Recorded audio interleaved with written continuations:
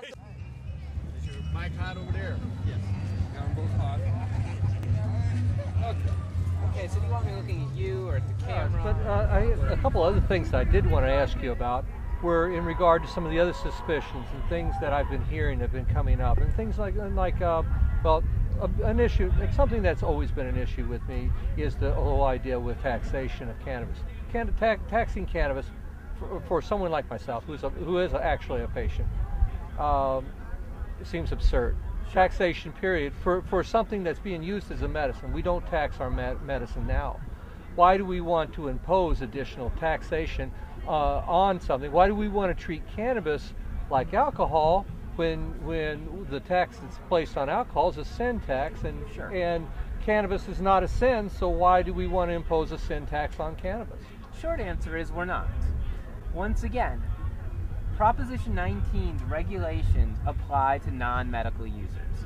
They don't apply to medical users. The taxation that's being talked about under Prop 19, first, we're referring to a retail sales tax. No differently than if you purchase any commodity in California, you pay a retail sales tax, including medical marijuana in communities that allow that. So when we talk about taxation, we're talking about retail sales tax. You're concerned about an excise tax, an additional tax that could be imposed on the private commercial producer. There is nothing in Prop 19 that mandates a community impose an excise tax. Now, the reason I think people assume there will be an excise tax imposed is because there was legislation pending in California in the Assembly previously that did suggest an excise tax of $50 per ounce. Okay. I think a lot of people just assume that Prop 19 includes the same excise tax, but in fact it doesn't. It leaves it up to the local communities to decide, do you want to have an excise tax? Do you not want to have an excise tax? Once again, it's all about local control. But of course, the medical community will most likely not be purchasing their marijuana from a retail outlet that's providing marijuana to non-medical patients, because if there was an excise tax imposed, it's only going to be imposed on the producers and sellers of marijuana for non-medical purposes. And of course, for the patients right now who are growing their own marijuana, in compliance with California law, they can continue to, and they won't have to pay any tax. For that matter, under Prop 19, the non-medical user who wishes to grow their own marijuana, if they grow it within the limitation of the 5x5 or 25-foot square space, they will not be paying a tax either.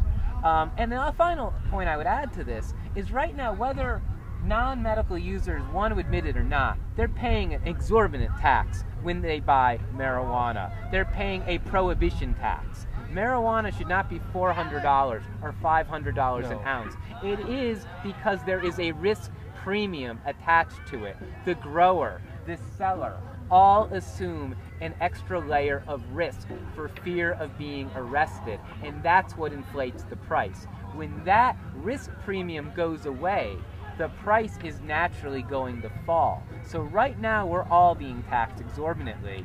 It's just that the tax is going to an underground market. So that is how I would address your question. The medical user should not fear this tax. It's not going to affect them.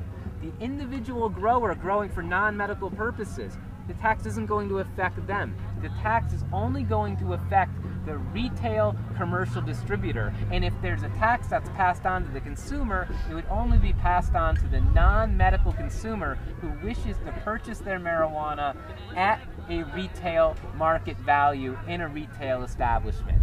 And there is precedent for that. As you said, there's sin taxes on alcohol, there's excise taxes on all sorts of commodities. When you go to the gas pump and put gas in your car, guess what? You're paying a state tax, a federal tax, and an excise tax on that commodity. Yet we still all do it, and like I said, it's not a given that marijuana will even necessarily have such an excise tax imposed on it. It's not written in the Prop 19 that that should be the case. It could be the case, it might not be the case. I would encourage people such as yourself or people who are very concerned about the issue of taxation and they fear overtaxation. If Prop 19 were to pass, to get involved in your local government. Make sure when they're talking about local ordinances and regulations and taxes for marijuana at the retail level, that you get regulations that make common sense, that reflect the culture of that community, and that don't drive the cost so high on the commodity that it continues to foster a black market, because we all want to get rid of that. Thank you, sir. Appreciate it. Thank you. Very cool. Very cool. Good. You know, those questions come up, and it's important for that community.